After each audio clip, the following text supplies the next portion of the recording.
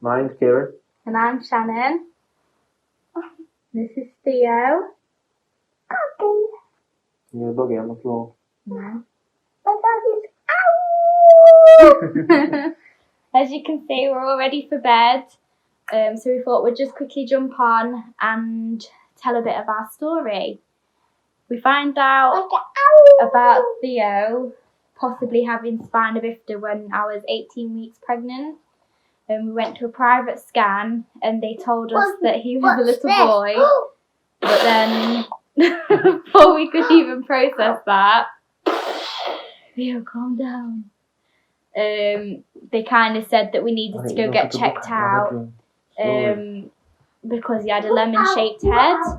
So the next day we had an emergency scan and they told us in a little room that it could possibly be spina bifida, and that was kind of worst case scenario. And they listed off another different things that it could possibly be.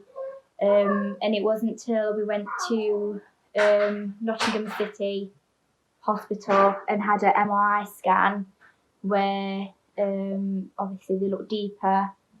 And then I got a phone call when I was on my own, which wasn't really good either because it was quite upsetting, saying that he did have spina bifida. And then from that, we didn't really have a good experience with the hospital to begin with, did we? No, it was all doom and gloom. Yeah. And they were saying to us that we was young because at the time we was 21. Yeah. And saying that we're young, we can start again. That they kind of said that he wouldn't walk, that he'd be, well, the words was that he'd have a low IQ, and they described it like Forrest Gump, which wasn't really good either. And they were just so off-putting, and most of the nurses and doctors that we saw kind of said to us that we should get rid of him. So we did quite a lot of research. You did a lot of research, didn't you? Mm-hmm. Looking into the pros and cons, because obviously it was a big thing. First baby, we were scared. We didn't know where to stand. All the professionals were telling us to get rid of him.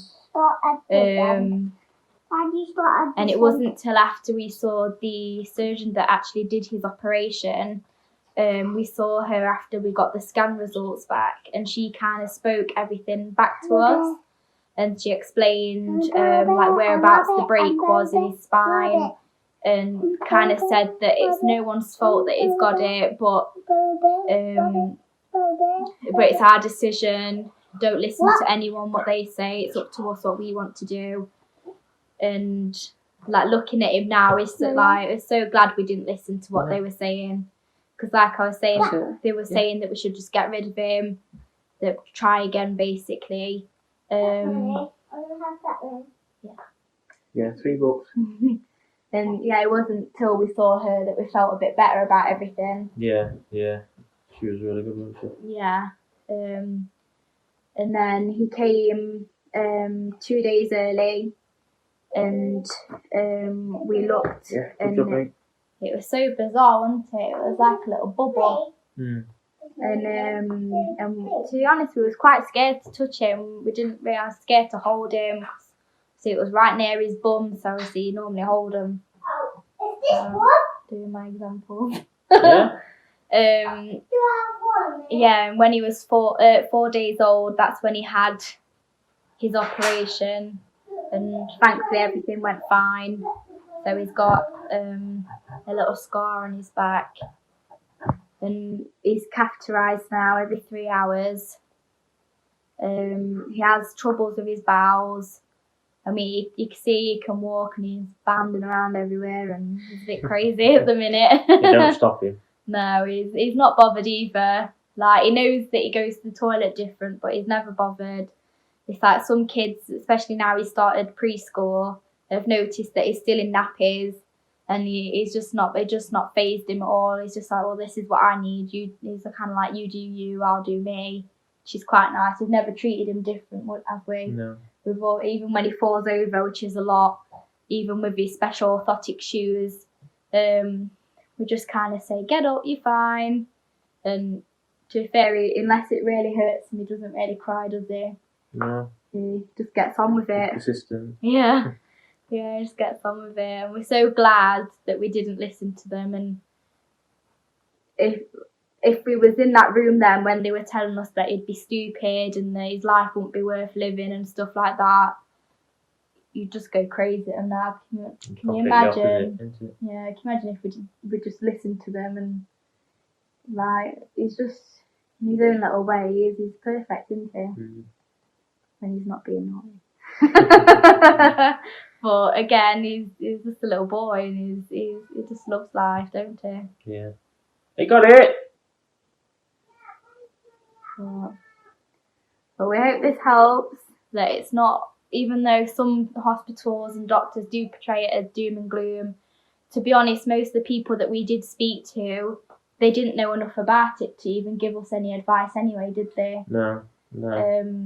Some of the midwives, even to this day, I'll say that he's got it, and they look at you like they don't know what. Fine. Some doctors you go and see, or A&E, your nip too, they can't even pronounce Spina Bifida correctly.